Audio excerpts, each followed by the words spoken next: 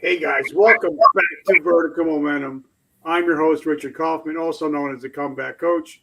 Guys, if you're like me and you love true crime books and novels, this episode is for you. This young lady, I've had her on the show before talking about this amazing book. I just got back from vacation and it was the only book that I actually took on vacation. I loved it so much. We're going to be talking about it. Now, some of the stuff we talk about, it might hit a little bit hard to some people. So just be careful when you're listening to this because we might get into some deep stuff. So Cynthia, welcome to the show. How are you? I'm very well. Thank you so much for having me. And you're looking younger every time I see you. I try to be. And guys, like I said, here is the book. You might not be able to see it that great. I have it right here with me.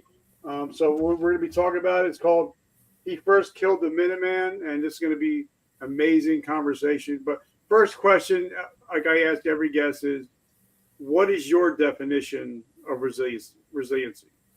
Well, resiliency is accepting life's blows and finding a way to come back, to hang on, to never give up, to keep on trying. I love that. And it's so true. Like I say, you get knocked down 7 times, you get back up 8, right? Absolutely. So tell us a little bit about yourself, where you come from, where'd you grow up, and then how did you get into this world of true crime? Well, I wouldn't say I'm worldly in true crime. This was my first true crime book, but I have written other books. I grew up in New Hampshire, which if you listen to me very long, you'll pick up, even though I've lived in Connecticut for a lot of years since I grew up, and don't quite have the New York twang of most of my Connecticut friends. But I was a professor at the University of Connecticut for 31 years, and I wrote very sedate stuff, very, books that are for academic reasons, not for fun. And then after I retired, I still wanted to write, but I didn't want to write as seriously as I had been. Not that this isn't serious writing, but I didn't want to write about serious topics, although I ended up writing about World War II in one book. And in this book, of course, it's as serious as death. And that's what it is about: murder, death, mental health. Big mental health influence on all of the things that happen in this book. So how did this book come about? I was in between books, and my husband and I were taking a walk on a deserted road in the town of Willington, Connecticut, where we had found a road that wasn't paved. We'd been walking a lot because it was COVID times, and we didn't want to hurt our knees any more than we had to. So we'd found this deserted road, and we started out with a dog along this lane. Just as we're getting out of his truck, there's a bulletin on the news that there was a terrible murder in the town of Willington about an hour before, maybe less. The killer took off and on foot, and they don't know where he is. So here we are in the woods of Willington, with a dog who would probably lick him rather than attack, anyone knew.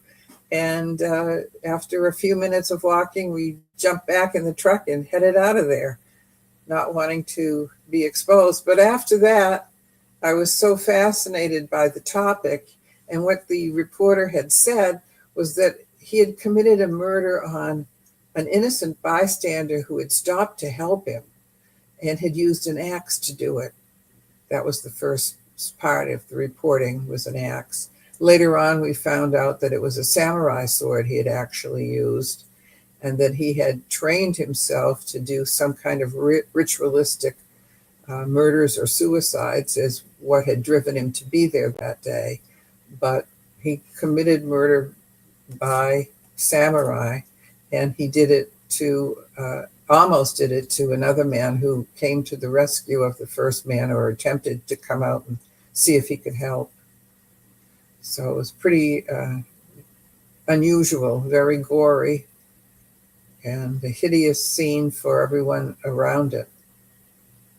So what was the backstory? Because I think from the last time I remember, there was some connections to other stuff that happened in the past that you found out. But what was the backstory of this young gentleman? Um, he had grown up in a town of Newtown, Connecticut, which is the community that Sandy Hook Elementary School was in. And his sisters had been in that school, although not the murdered class, thank God for them. But he had been exposed to that whole Sandy Hook phenomenon. Everyone in that town was tainted by that slaughter, 26 students and teachers combined. And he had known Adam Lanza, who was the young man who had been the perpetrator in a very serious mental health meltdown where he'd used, military weapons. And he had known the boy, he had known the boy's mother, and he was shocked and consumed by it for a while and wanted to do good to kind of try and make it right from his perspective. So he had become fixated on it, wanted to do things like raise money for them, get involved with the parents who had lost children. He looked from the outside looking in like he was doing heroic things. And in his kid's mind, he was doing what he could to control whatever else this brought out in him. I think he himself had some mental instability. His parents were getting divorced right around the time of this attack in his community. And he didn't know which way to go in some ways. He was a big, strapping, handsome kid and brainy. So he tried to put his energy into sports, which he'd always enjoyed. He played football. He was a little rough, I guess, in the games, but that's football. And he was a brilliant student. So with the brains and the good looks and the star athleticism, he got pretty far away from people because there was a mystique around him that he was doing so well. Nobody knew that he wasn't doing well. He went away to college and was doing well and making friends, but then things started to go wrong in his relationships. And when the University of Connecticut closed down because of COVID, he lost his footing. He no longer had the friends, he no longer had the contacts, and his relationship was a mess, partly his fault, partly hers, as I understand it, but we won't go into her. He and I have become pen pals while he's in prison. It's not that I wish him to get out because I think he's in the right place, but I do wish him to survive as best he can and to get something out of this existence and to put something perhaps back into society because he's got a life sentence. Now, what was the relationship between him and this man that he killed? Was there a relationship? I never met him before in his life. He had gone to the neighborhood in Willington where his now ex-girlfriend lived. He brought the sword. He says he was going to commit ritualistic suicide in front of the family just to show them how wrong they had been about him not being okay for their daughter. I'm not sure of that logic. Others have believed, and the district attorney believed, that he was probably going to kill her or frighten the family very badly. He never went through with it, though. He arrived there on this small road in backwoods Willington, and he chickened out before he could reach the house. He was going up through the woods to reach the house without coming straight up a driveway. And instead, he ran into some neighbors who were pretty curious about him. He walked through the yard of Ted Demers, and Ted was alerted by a neighbor that there was a kid hanging around his barn. And he asked the kid, who turned out to be this young man, what was going on. And he said, he'd lost his bike down at the foot of the hill, and he thought it was broken down. That was his excuse for being wandering in the woods. And so Ted Demers said, well, hop on the back of my little tractor thing and we'll go down there, and I'll take you to your bike and let's see what we can do, because Ted was very clever with his hands. And he hopped on the bike behind Mr. Demers, and they went down the hill. And by the time they got to the bottom, Ted had asked enough questions, I guess, to get the kid to know he was going to have to own up to something. And instead, he decided that Mr. Demers was the enemy, and he snapped and he let loose, and he started literally hacking away at this man who was giving him a ride, and killed him. And now this gentleman was a veteran, correct? Yeah, well, yes, he'd been in the Marines briefly. He had health complications that got him out, but he was the kind of image of a soldier too. And the man who came out of his house when the racket started happening, when Mr. Demers was getting murdered, had been in the Navy, and he was 80 years old, and he was then attacked by this same kid with a samurai sword, and he barely escaped with his life.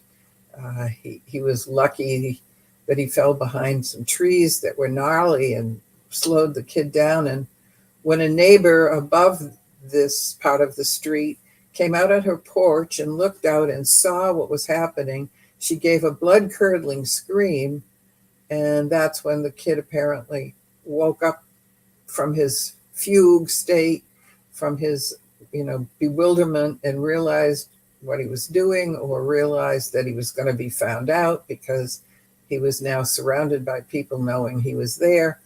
And he took off on the bike and got a little ways before he ditched the bike and then was on foot.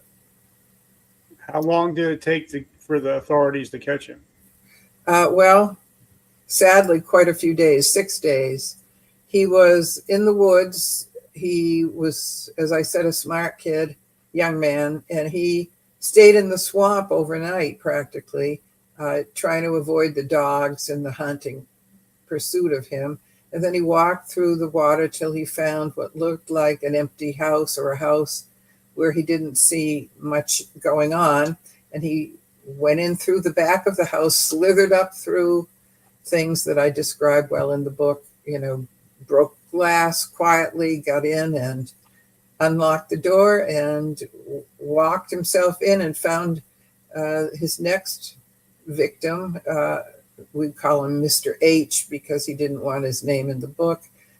He was asleep on a daybed watching TV, had just finished his supper, had laid his gun out near him that evening. And when the kid showed up at 5 a.m, smelling of a swamp because he'd been standing in it all night, he woke the man up with a gun pointed in his face. And he said, "Don't turn your head to look at me or I'll blow your bleeping head off." And of course, the man did look. It's in his own home. No one is going to tell him what to do. And he looked at the kid, and then he turned his head back, and they went on to have a relationship as such for 24 hours while the kid held him hostage. He needed to rest some. He hadn't slept in a couple of days, according to him. He needed to clean. He needed to eat. And he kept this guy tied up and in front of a television for all that time. Stole his money, stole a couple of guns, and in the end, when he did take off, took his vehicle. But during that 24 hours, there were phone calls, people checking on him because he was a widower, so they knew he lived alone. He was in his 70s, and people were concerned because somebody was on the loose out that way. And he had to fake the phone calls that everything was okay. Although he was smart enough to try a few hints that somebody who'd been alert might have picked up and realized he was saying, "Oh no, it's okay. I'm going to go pick up my dog." And he named a dog, and the dog had been dead for years. And he thought his cousin or whoever it was that had called would catch on that that wasn't happening. But it didn't work out. He was left alone with the murderer for 24 hours. So thankfully he was saved. He didn't get murdered. So now when this kid or man finally left the house with guns, cash, and a vehicle, how did he get? How did the police find him, and how did that arrest go? Was it quiet, or what? Did he put up a fight?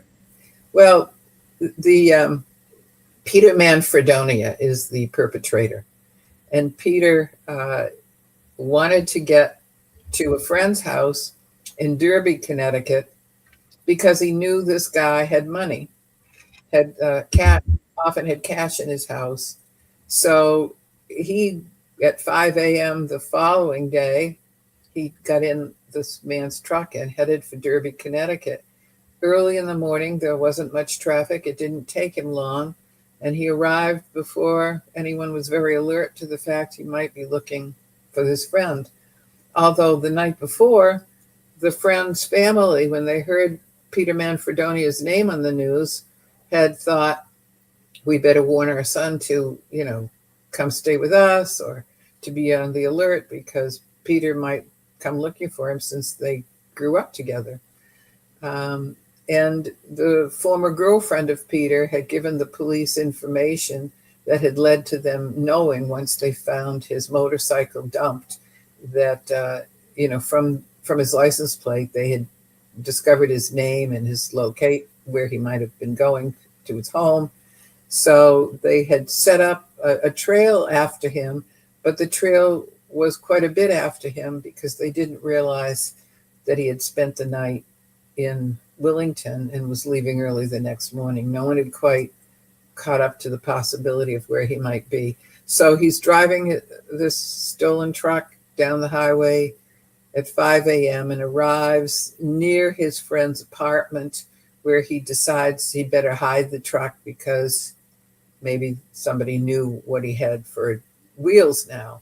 And he went into a park and he went to put it into some deep grass and kind of on the edge out of sight. And instead he ran over some rocks and got stuck and ended up fleeing the vehicle, taking his money and guns, and walking the block or so to the home of his friend, who had been on alert, but by a certain hour in the morning, he and his girlfriend had gone to bed and they had locked the place up tight, and they had taken their names off of Facebook. They had blocked him from finding him that way, so through social media, and they thought they had done what they could to do right. But Peter was desperate, and he wasn't going to stand on the formality of, oh, by the way, I'm coming over. He just arrived at their place and snuck in a back window that was either unlatched or not secure. And he arrived in their apartment unannounced with a gun in hand, and said he was going to take some money. And the man in the apartment, whose name was Michael, decided, no, you're not. And he was then immediately in an argument with him, which ended up getting into fighting. The girlfriend woke up. She said, what's going on? And excuse me, this young man's name was Nicholas. I mixed him up with a family member. And Nicholas said, it's Peter, call the police. So she went to call the police, but when Peter heard that, he dragged Nicholas into the room and they had more of a fight. And then he ended up shooting his friend twice. And that was the end of his friend's life.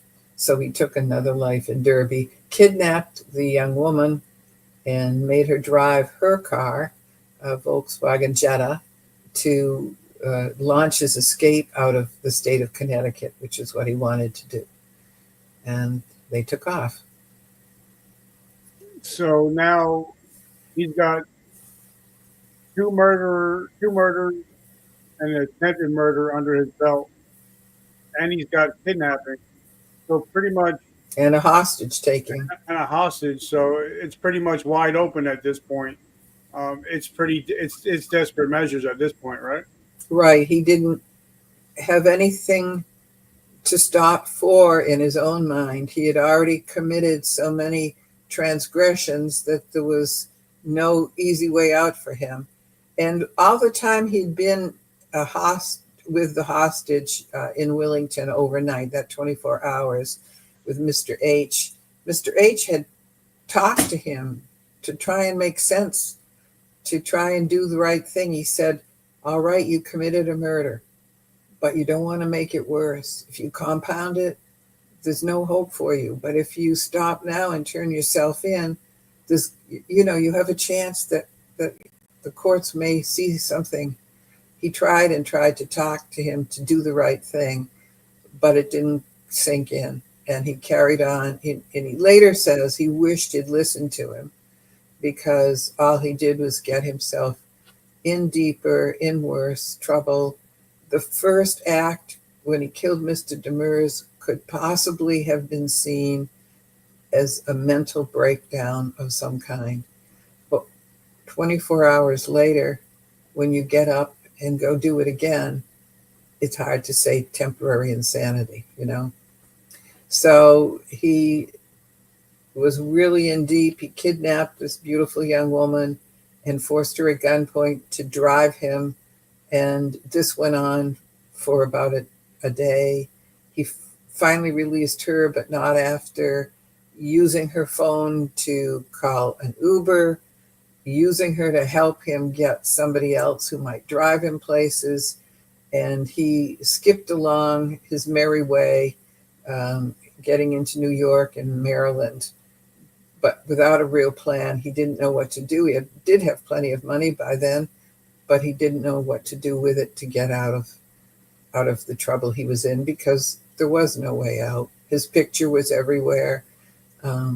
Certainly, every time he went through highway lights, and the check where they want to check on your license plate and get you, well, they immediately knew where he was, because by then they had found his friend dead in Derby, and they knew what car his girlfriend had been driving, and they were able to track him that way. So he was needing the Uber to get rid of the evidence of what vehicle he was in. And while she was driving him, she was desperate. She hated him. I mean, he had just murdered the man she loved. They had planned a life together. She was incredibly upset. I can't even imagine it. She thought for sure she was going to be dead at any moment herself. She said she kept planning her funeral in her head. She just kept focusing on, I wonder who will come to my funeral, things like that. And then she thought of ways she might attract attention by driving a little erratically, maybe too fast. Every time she sped up, Peter would say, you slow down now. I don't want the police pulling us over. And different things like that. Till finally he realized that just how upset and sickened she was by the whole thing. And he let her loose, and she took a hostage that he had picked up along the way. Not really a hostage, but a guy who didn't know what was going on. They had given a ride to because they had hoped he would help them get an Uber. And she was left with him, and he helped her get the police. And so she gave more evidence, but he was still wandering around. And it took a couple of days, because he stayed under the radar, for somebody to spot the man who'd been described sitting in the side of a parking lot. It was 5 or 6 days later. He was just sitting there, and the cops showed up, and they asked him if he was Peter Manfredonia, and he said yes. They asked him where his guns and his money were, and he said over there, and he pointed to some bags along the side of the woods, and he was peacefully arrested at that point. But now, at this time in Connecticut, was there a death sentence? Did they have the death sentence, or was it mostly life? Connecticut does not have a death sentence. So he was given a maximum sentence, you can imagine, 55 years. He was 23 years old when he was arrested, and serving 55 years is probably close to a death sentence. Um, and that was a compromise that the involved people made together as a team with the prosecutor, so that he could be put away, and put away without a chance of parole, without any hearings, just put away, and they wouldn't have to go through the horrendous ordeal of an actual, you know, sentencing at the court hearings. He was found guilty by the judge, and he pled guilty. That was his part of the deal, to save himself. He had looked at, I'm sure with his attorney, not guilty by reason of insanity, because he had several things in his favor in the insanity area. But what the courts have done often, and in Connecticut for sure, has been, when somebody is not guilty by reason of insanity, they want to know that they're absolutely cured by the time they're let out. And he was not thinking that that would work to his benefit. He had been shown many, many times when they got longer sentences than 55 years even, because they couldn't prove they were well when they wanted to prove that they were well. And so that was not an easy out for him. He just took what was coming to him. And now, after being on the lam for 6 days, was he kind of relieved to finally be able to go somewhere to get a shower, to get some food, yeah, I don't know how to describe it. It was probably a mixture of, this is inevitable anyway, I guess I might as well face it. He admitted his guilt, but I'm sure in his heart of hearts he wished he could have gotten into Canada, or somewhere where it wouldn't be him that was locked up. When I wrote to him, I did ask him, about why he did it, and he didn't know why. But he did feel that maybe he could do some good in prison. And as a well-educated man, he was trying to tutor some of the other prisoners after he reached a certain length of time. And that could have been nice, but he found that most of the guys who were in there with him had no interest in education. And he had to start at the very basics with them, maybe even reading, maybe even English wasn't a first language in some homes. He, had to start with people who weren't really educated, interested in education. They thought they had a career path, and that was, theft and robbery and things on the street. They had gangs that they were feeling were a part of they were in that family. They were not interested in the college boys' knowledge that much. So he had some frustration with that.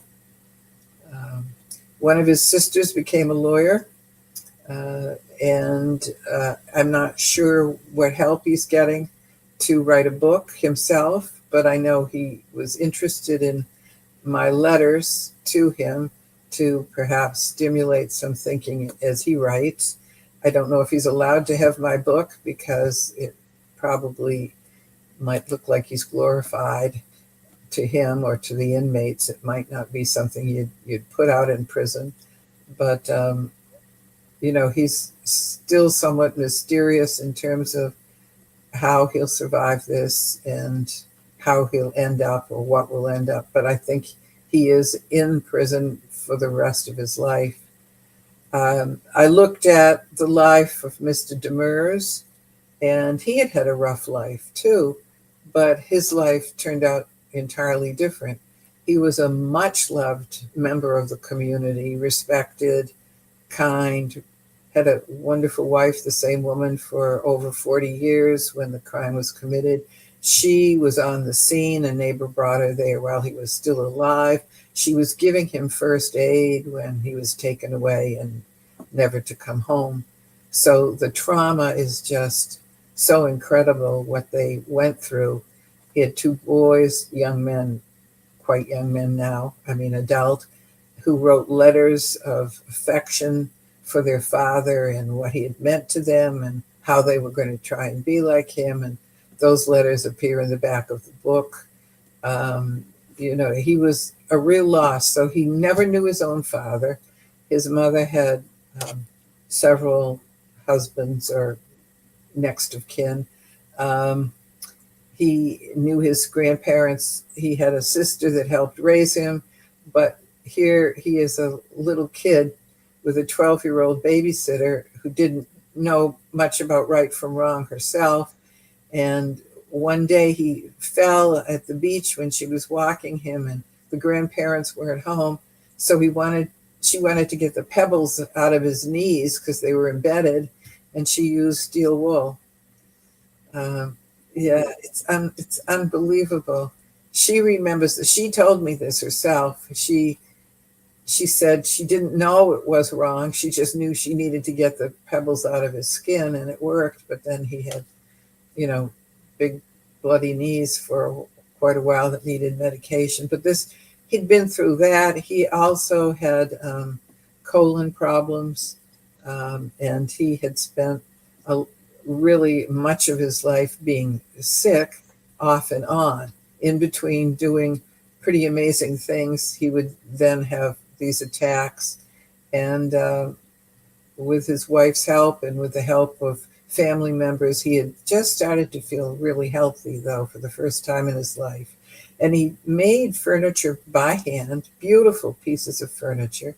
He had some very high-end customers who always wanted him to do the work in their place. And then he disappeared because of this young man who just did a very foolish, crazy thing. I use crazy loosely, but. So what did you learn about mental health as you're writing this book? What are some of the impressions that you've gotten? Well, I guess the reason I was so drawn to the story was the mental health end, because I am a psychologist, and I have practiced psychology many, many years. And I knew that he had to have illness to react the way he did, but I didn't know to what extent he would be able to block it and then continue with different things. What the problem is with so many bipolar people who have it in a serious way, as he, is that they don't like the medication.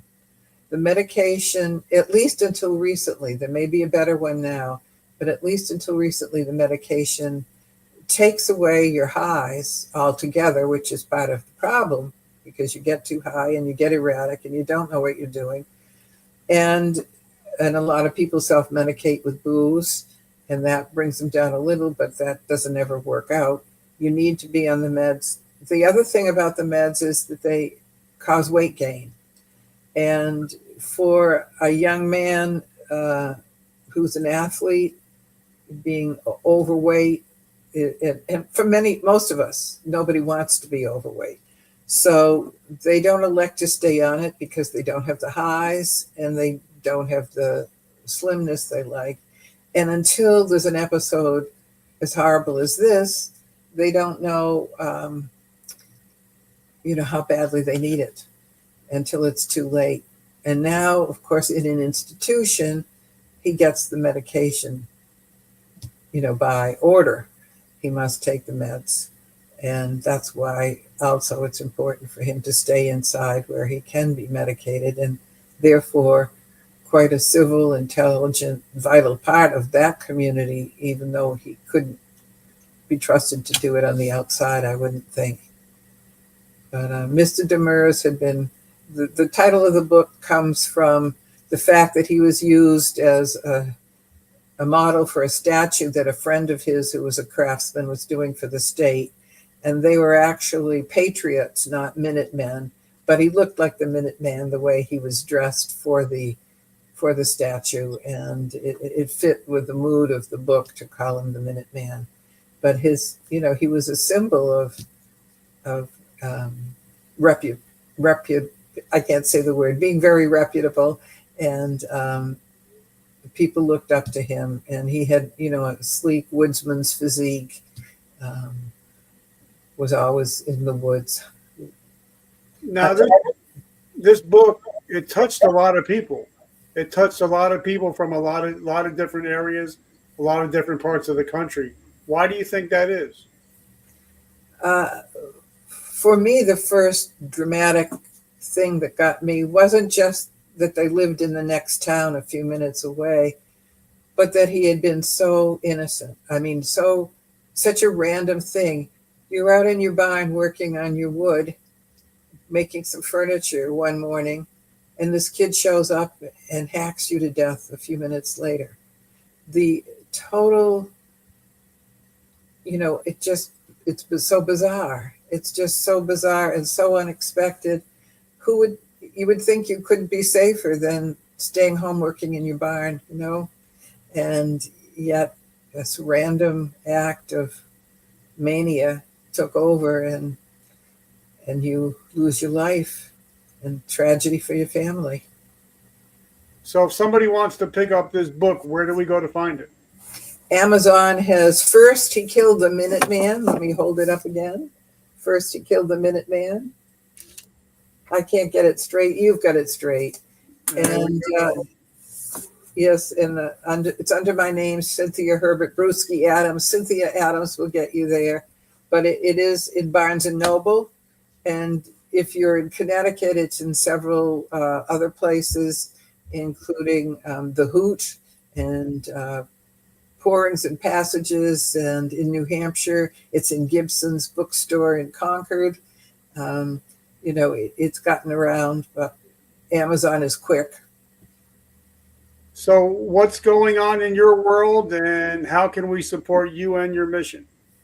Well, half the proceeds of this book go to the widow of Mr. Demers and the mother of the murdered boy. And so, and the rest may help me to even come close to breaking even. I don't know yet, but it doesn't matter. Half the proceeds go to them. So buying the book, which is not expensive, will help those families. And then I'm going to continue writing other things, hopefully with messages in them, but this is important. And also recognizing mental illness, not ignoring it. If it's in your family, if you can get somebody to a meeting or to a doctor or do something for them that helps them to face reality and deal with what's the matter. And, the problem with some of the health professionals during COVID was they had pulled back. They were doing on-screen therapy, or they were saying, please come in. But he wasn't physically present where somebody could say, you've got to come with us. And not being able to grab him and put him in for help when he was in such bad shape was part of the problem, because he had been hallucinating about the evil people he'd read about. He had been writing on the walls of his apartment things about classic murderers from comic books and from Adam Lanza, the neighbor, and writing their names up about how the world had seen what happened when they snapped. Well, now the world would see what happened when he snapped. And all that's in the book, describing his decline and escalation to a murder. So I love it. So guys, make sure you pick up the book. Make sure you support the mission. And I got to say, thank you for being one of my biggest supporters. I just want to say thank you so much. You're always there. You're always sharing. You're always commenting. So I just want to say thank you for being one of my biggest supporters. Well, I like your mission. I like your mission and your honesty and how you reach out to people who haven't attained the insight you have, how you go for it. Well, I appreciate you. And guys, make sure you pick up the book. And like the way I end every show, is every morning we wake up, we have a choice. you can be a victim or you can be a victor. And if you listen to this show every week, you're no longer a victim of your past. You're victors of your present and your future. Thank you guys for always showing up. You guys are winners. Like my t-shirt says, I win. And if you guys show up every week, you guys are winners also.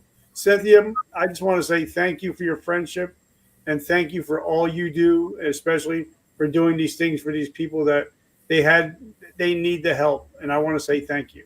Well, thank you. Thank you very much. Have a great week and take care of yourself. Okay, bye-bye.